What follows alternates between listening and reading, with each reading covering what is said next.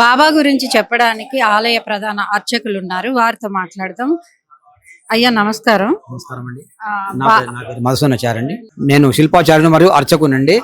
ఈ మన సాయిబాబా మందిరం వెలిసి దాదాపు 34 సంవత్సరాలు అయింది. 34 సంవత్సరాల క్రితం వెలిసినటువంటి మా బాబా గారు షిరిడీలో ఎన్నో పూజలు అందుకున్నారు.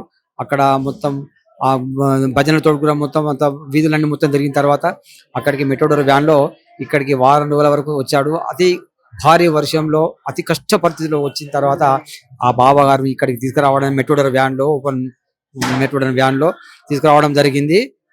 ఆ తర్వాత జూన్ 20 తారీఖు నాడు 1991 రోజున మా స్వామి వారికి మహావిగ్రహ ప్రతిష్టాపన జరిగిందండి. అప్పటి నుంచి వైభవంగా ప్రతి గురువారం నాడు ఉదయమే 6:30కు స్వామివారికి మహాభిషేకం జరుగుతుంది. తర్వాత సర్వదేవతలకు అర్చనలు జరుగుతాయి. సర్వదేవతలకు అన్ని డోల్ వాయిద్యంతో అందరికీ పూజలు చేస్తామండి. నెక్స్ట్ తర్వాత ఆ రోజు మొత్తం సాయినామ భజనలు, సాయి స్మరణ మొత్తం ఉంటాయి. సాయి చాలీసా ఇవన్నీ భజనలు ఇవన్నీ చేస్తాము. తర్వాత మధ్యాహ్నం అన్న ప్రసాద వితరణ ఉంటుంది. అయిపోయిన తర్వాత ద్వారబంధన అయిపోతుంది. మళ్ళీ సాయంకాలం తర్వాత 5:30కు మళ్ళీ స్టార్ట్ అవుతుంది. 5:30కు వచ్చిన తర్వాత మళ్ళీ ధూపదీప నైవేద్యాలు ఇస్తారు. మళ్ళీ సకల దేవతలందరికీ అష్టోత్తర శతనామాలు జరుపుతాము. తర్వాత మళ్ళీ సాయినామ భజనలు, అన్ని దేవతల సాయినామ భజనలు, సత్యసాయి భజనలు, అన్ని సర్వ దేవతల భజనలు బ్రహ్మాండంగా చేస్తాము. తర్వాత పల్లకి సేవ ఉంటుందండి. పల్లకి సేవ తర్వాత మళ్ళీ 9 గంటలకు కాకడారతితోటి స్వామివారి పూజలు అర్చనల కార్యక్రమాన్ని ముగుస్తాయి.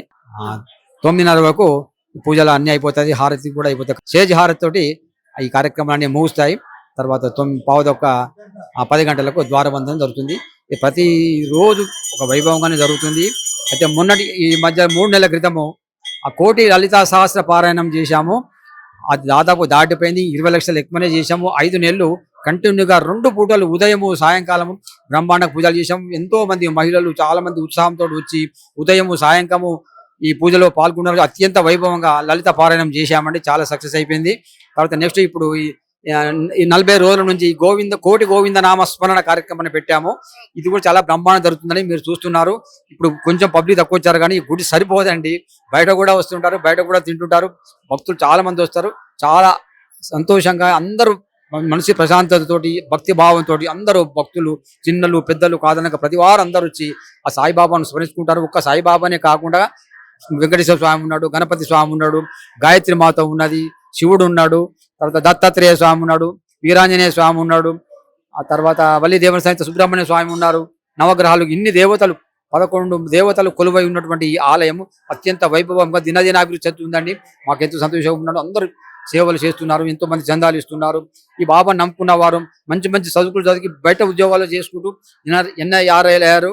మంచి మంచి పొజిషన్లో ఉన్నారు. బాబా చాలా శక్తి పవర్ బాబానండి. బాబాను నమ్ముకుంటే వారు ఎన్నరూ చెడిపోరు. బాబా అందరినీ అన్ని విధాలా కాపాడుతారండి. అది మాకు దృఢ నిశ్చయం నమ్మకం మాకున్నదండి.